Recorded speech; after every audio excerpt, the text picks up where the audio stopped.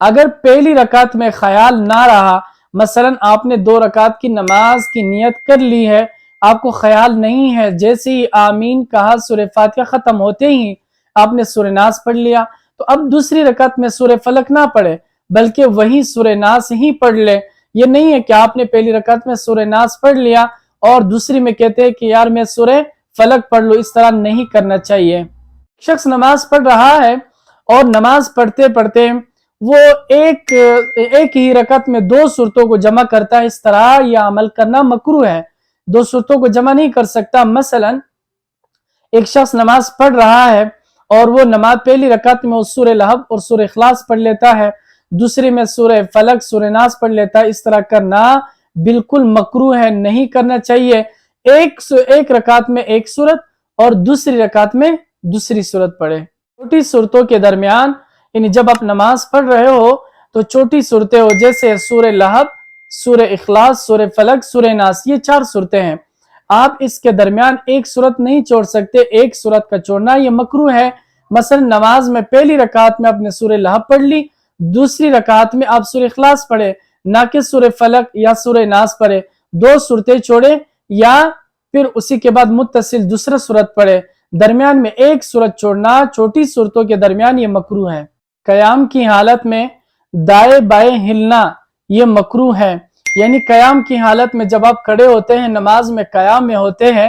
تو ایک پیر کے بل کھڑا ہونا یہ ٹھیک نہیں ہے، یا دوسرے پیر کے بل کھڑا ہونا، بلکہ سیدھا کھڑا ہو جایا کریں۔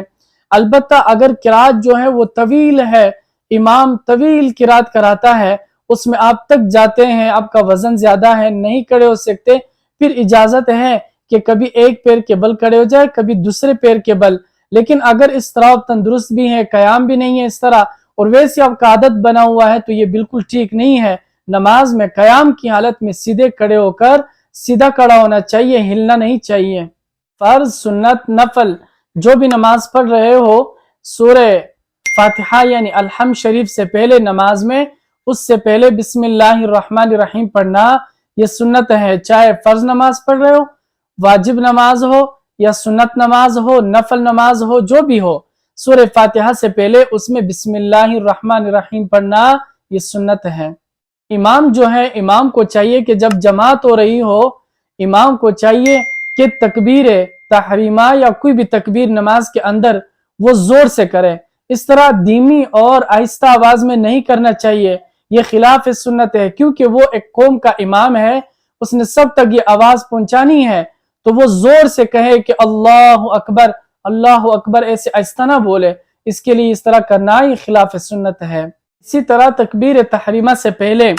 یعنی اللہ اکبر سے پہلے جو ہے انسانوں کو چاہیے کہ جب وہ نماز کے لیے کھڑے ہو جائے تو اپنے ہاتھوں کو یوں باندھا نہ کرے، بلکہ ہاتھوں کو بالکل کھلا چھوڑے اور سیدھا رکھے، اس طرح رکھنا یہ منع ہے، بالکل آپ نماز کے اندر نہیں ہے، اب تک نماز سے باہر ہے تو اپنے ہاتھوں کو سیدھا چھوڑے، اور جب تکبیر تحریمہ ہو جائے تب جا کر اپنے ہاتھوں کو باندھ لے۔ قیام یعنی جب کھڑے ہو جائے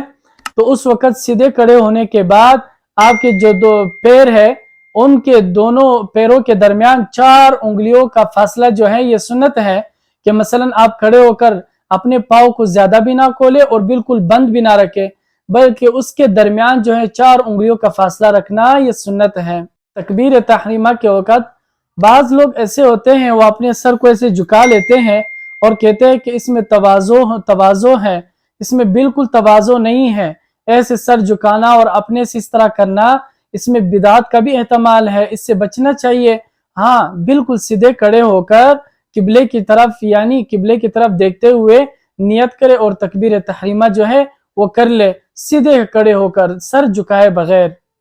تکبیر تحریمہ کے وقت سیدھا کھڑا ہونا بلا سر جھکائے ہوئے یہ سنت ہے، یعنی بعض لوگ تو ایسے کرتے ہیں، سر ایسے جھکا لیتے ہیں، عاجزی سے کھڑے ہوتے ہیں، اس طرح کھڑا نہ ہو، بلکہ بالکل سیدھا کھڑا ہو کر سر وغیرہ نہ جھکائے اور تکبیر تحریمہ کہے۔